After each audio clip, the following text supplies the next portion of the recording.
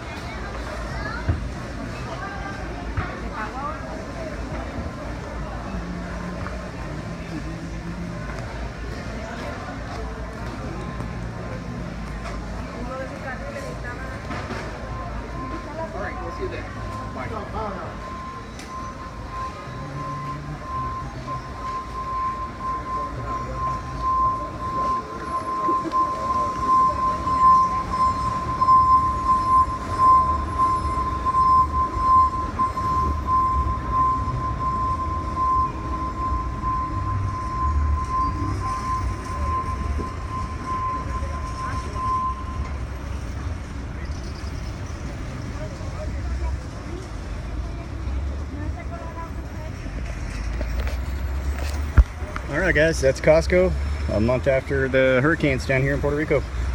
Everything's on the shelf. Looks like things are back to normal when you look at Costco, except for a couple of those. I think it's the seafood section. Everything else is pretty much good to go. Thanks for watching, guys. Stay prepared. Don't count on Costco. Bye-bye.